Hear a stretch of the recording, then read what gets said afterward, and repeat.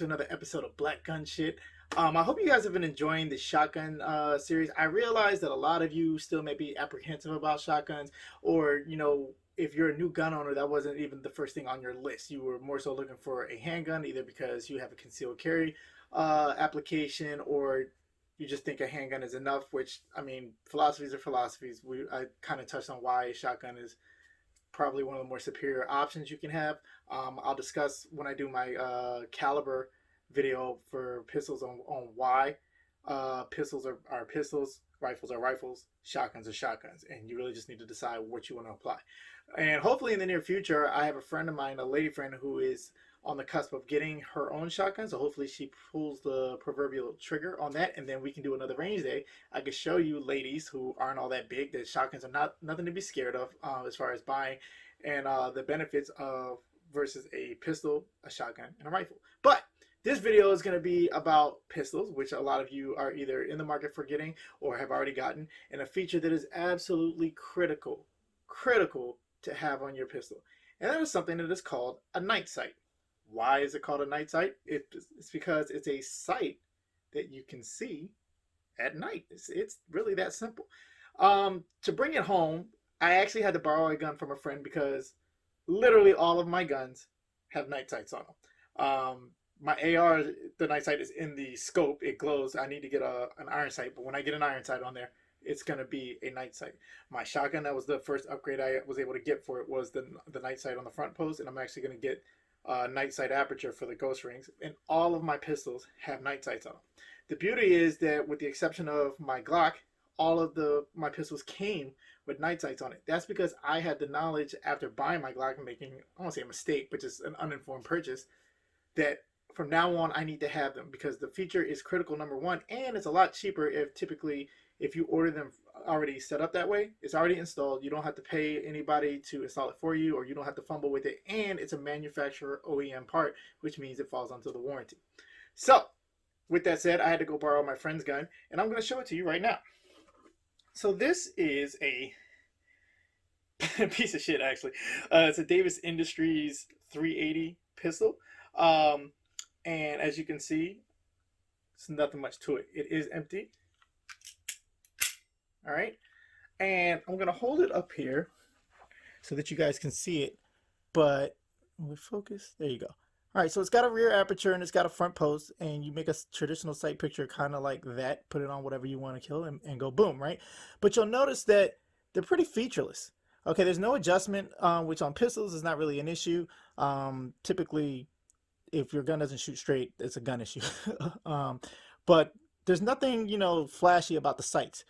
So this is not something you will be able to see in the dark, which I'm going to show you on the second part of this video. Okay.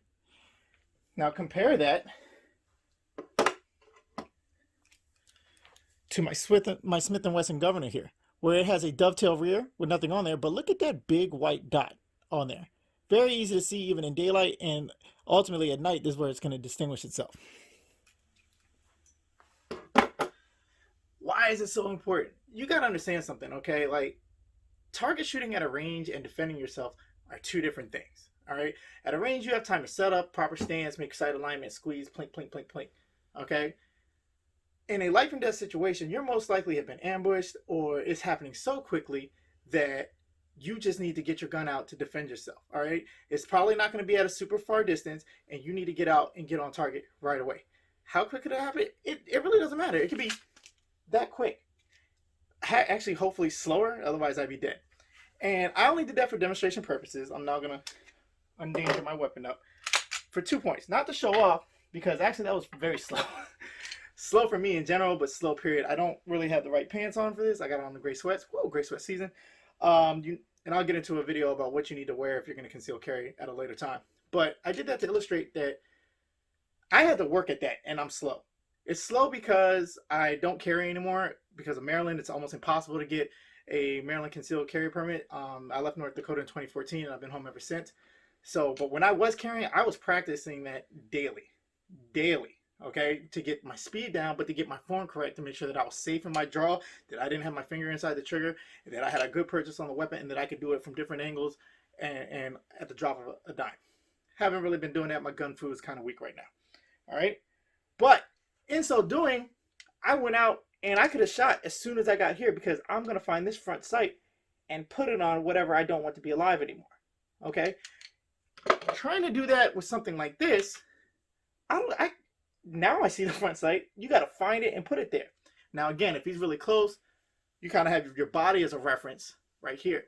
But if he's 6-7 feet away and you need to know what you're shooting at, make a good shot so you're not endangering anything or anybody behind him, you absolutely need to see a front sight.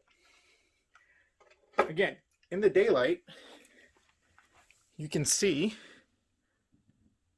how they distinguish themselves.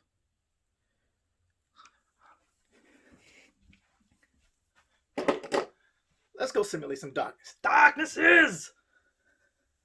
All right, so here we are in my bathroom, Spartan as it may be, to illustrate how night sights distinguish themselves when you are going to have to defend your life. All right, so let's take this for example.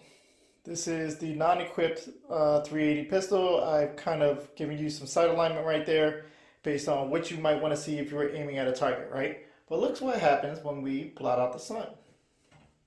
What's wrong? You can't see anything, right? Now compare that to that. Now I realize that these are non-standard sight setup. I'll get into why this looks like the way it does in my next night sight video, but that's what you're gonna look like in the daytime, right? But look at that. Now I faded out because the camera is struggling to figure out what's going on. But you instantly have a capability in the night that you don't have if your gun does not have night sights. Now compare that to my revolver here. Also has a night sight, only in the front though. And there's a dot. Again, the camera is making it look a lot worse than it is, but it's there. And some people might say, oh, well, what if I have a laser? Well, what if you have a laser? You see it there? And yeah, that does kind of illuminate a little bit of an area right there. But again, you're not looking for this dot at close range, okay? And depending on how your laser is set up, whereas mine has the button integrated into the grip that you can turn on and off, you might have to reach all the way down here to toggle the laser. Night sights don't need any batteries. They charge by the ambient light if they have tritium inserts, and they will always work. So, what do we learn? I hope it's painfully obvious as daytime, if you will, that night sights are invaluable feature to have on your weapon. You need to be able to find your front sight as quickly as possible to put an accurate shot in defense of your life. All right. In other situations where you have time to line up a sight picture for a distant shot, that's not really self-defense application. Then yeah, maybe not there. But the quicker that you're able to get on your sights, the quicker that you are able to defend your life. There are many different options for night sights on there. On my Glock 19 is from a company called XS, the letter XS Big Dots. They make a wide variety of sights for common, good, best-selling handguns. They're not guaranteed to have one for your specific model. So if you don't find one on there or you're looking elsewhere, just type in the model of your weapon you are and then put night sights in Google and just go shop around and everything like that.